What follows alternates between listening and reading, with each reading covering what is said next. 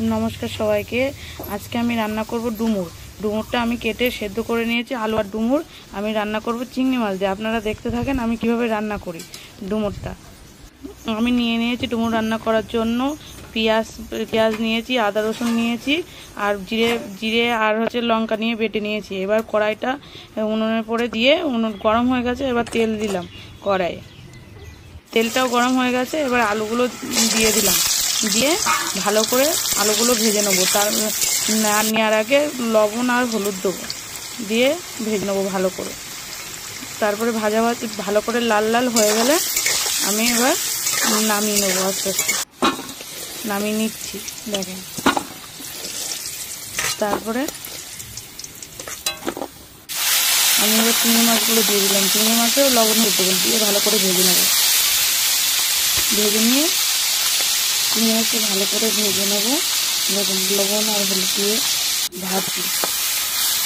এবার ভালো করে একটু ভাজা হয়ে গেলে আমি চিংড়ি মাছটা আস্তে আস্তে নামিয়ে নিচ্ছি। নামিয়ে নিয়ে আমি পেঁয়াজটা দিয়ে দিলাম। পেঁয়াজটা ভালো করে আমি লাল লাল করে ভেজে নেবো। আর আদা রসুনটা কেন দিইনি বলেন তো?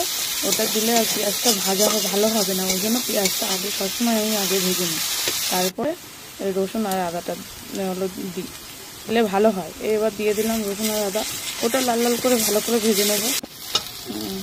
ভেজে নিয়ে আমি এবার ডুমুরগুলো ঢেলে দিলাম। দেওয়ার পরে ডুমুরটা একটু ভেজে নেবো ভালো করে, একটু হালকা করে ভাজবো। ভেজে নেওয়ার পরে যখন ভাজছি আমি, ডুমুরে প্রচুর পরিমাণে আয়রন থাকে, ডুমুর খাওয়া ভালো। কে খেতে ভালোবাসা। এবার আমি ওই ভাজা চিংড়ি মাছ আর আলুটা দিয়ে দিলাম। তারপরে ওই যে জিরে বাটা লঙ্কা বাটাটা দিয়ে দিলাম, দিয়ে ভালো করে কষে নেব।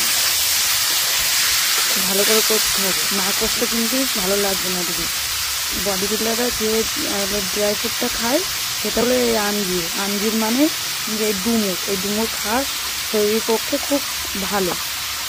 আমি এবার লবণ আর হলুদ দিয়ে দিলাম, দিয়ে ভালো করে কষিয়ে নেব। হ্যাঁ, আর একটা কথা, আমি কিন্তু রান্নাটা করছি পুরো কাঠের জালেই। আমি প্রত্যেকদিন কাঠেই রান্না করি, আমার কাঠে রান্না করতে ভালো লাগে। তো গ্যাসে আস্তে আস্তে আমার হয় না ভালো রান্নায়। কাঠে রান্না করলে তাড়াতাড়ি হয়, আর ভালো রান্না করতেও ভালো লাগে কাঠে।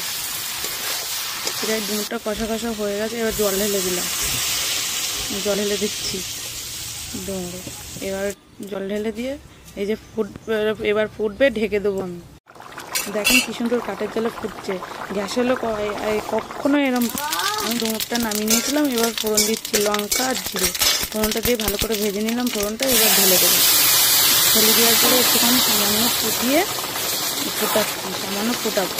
ফুটিয়ে নিয়ে গরম মশলা দিচ্ছি। গরম মশলা দিয়ে নামিয়ে দেবো। আমি এইভাবেই রান্না করি। এইভাবে রান্না করলে রান্নাটা খেয়ে দেখবেন, মুরগি মাংস হোক আর খাসি মাংস হোক, যার মাংসর থেকেও ভালো লাগবে ডুমুর রান্না। এই রান্নাটা যদি ভালো লেগে থাকে লাইক কমেন্ট করবেন। টাটা। ভিডিওটা দেখার জন্য অসংখ্য ধন্যবাদ সবাইকে। টাটা।